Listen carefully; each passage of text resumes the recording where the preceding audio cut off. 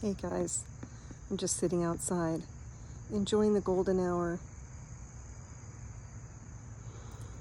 after a nice, look who's coming to join me.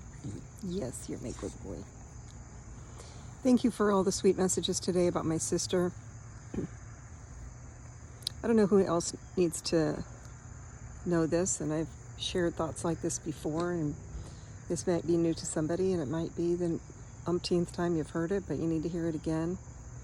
Reflecting on today, I had a great day with my brother. I took him out to lunch, and we sat outside. It was beautiful out. It's like in the mid-70s, gorgeous. And then we went on an inadvertent kind of country drive because we thought we were headed to this ice cream shop, but we took a route that ended up taking us on over the river and through the woods, which was really nice because it ended up being a nice little country drive. And we got ice cream and ate it in the car.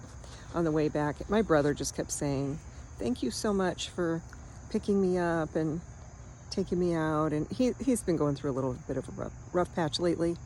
So I just thought we need to be together. And we talked about Cindy and, asked him if he ever dreams about her anymore or if he feels her watching over him. And, we just had those kind of conversations as we had lunch. And they had breakfast all day and he wanted breakfast. So he got that. And he just kept, I was telling John, he must have thanked me like a dozen times for just picking him up, taking him out. Like, "I'm having such a wonderful time," he kept saying at the end of it. "Thank you so much." He kissed my hand, said, "Thank you so much. I had such a wonderful time." So that was very rewarding and heartwarming. He had forgotten the date. Well, he just didn't notice the date. He doesn't really pay attention to the dates. The day of the week, yes, but the date, not so much. So I said it's important that we are together on dates like this. When I got home, I was reflecting. I just decided to have like a soft and easy day. I did some more cleaning up of my garden. I don't know if you can see it. It's like in transition, but it looks better now that it's cleaned up, even though things are really dying off and little tiny last blooms are eking out of summer flowers. But Beasley and I sat outside. He had a play date with his girlfriend next door. And we sat outside in this beautiful weather. And I was just reflecting on, my sister's been gone 37 years. I've had 37 birthdays since she's been gone. She was killed at age 30. And so, more birthdays without her than with her. And, a couple things about that. One is, it's been 37 years, but it's only been 37 times that I've had her birthday, without her. That kind of puts things in perspective, 37 times to confront this. And it's different, every time. Sometimes it seems like it's going to be a breeze and happy memories, and other times it's devastating, and you just can't predict that, I found, how it's going to hit you, or that it's not necessarily based on anything else that's going on in your life. It just is what it is. The grieving process is unpredictable. Look at him. But then just the confronting of like, I've had 7 more years without her than with her is a sobering thought.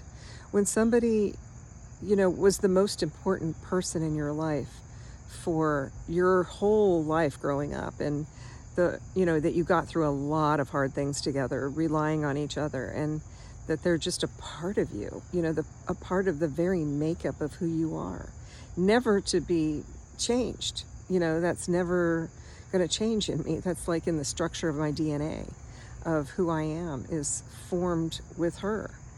And, to think that she still has a huge influence on my life in a lot of directions, in a lot of ways, and I've lived longer without her than with her is a sobering thought. And I imagine some of you out there have had similar losses and have had those same sobering thoughts, that somebody who's had such a huge impact on the very essence of who you are, that you've lived more without them than you lived with them.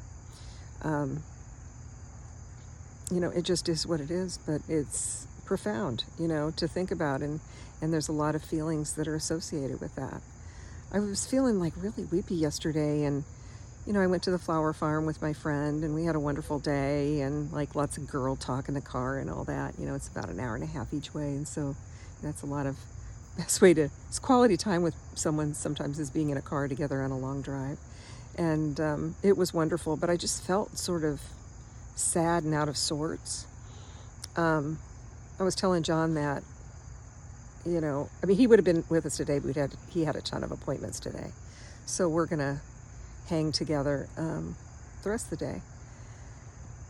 I'm just rambling, but, just know you're not alone if you're grieving someone, even if it's been a long time. And, it speaks to the love that was there and is there. And, I hope wherever she is, she feels us remembering her and still living our lives. And you are allowed to have your life. You are allowed to have your life that is just yours to have, and influenced by that, of course, but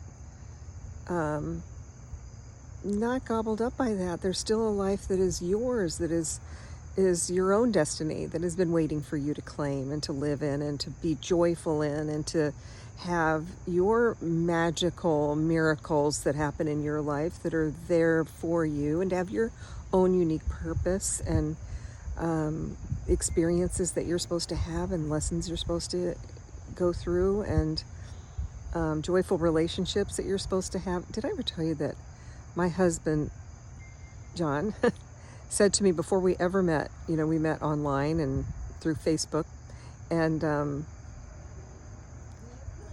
oh, here comes Trisket. I gotta get going because he's gonna go crazy. But he told me that, he said, I think your sister sent me to you, and he knew nothing about her death. He knew that I had lost a sister. That was it. He said, I think your sister sent me to you. Okay. He's not going crazy and barking at Trisket. I'm surprised. But look at how he's on alert. He's on high alert. Anyway, thank you so much for all the wonderful, loving comments that you guys left today. I read all of them. Meant a lot to read those. And, there he goes. There he goes. There he goes. The plaintive wail. Oh, okay. I gotta go now. Deal with him and his pining for his girlfriend. Look at that tail going. All right. Catch you guys next time. Bye for now.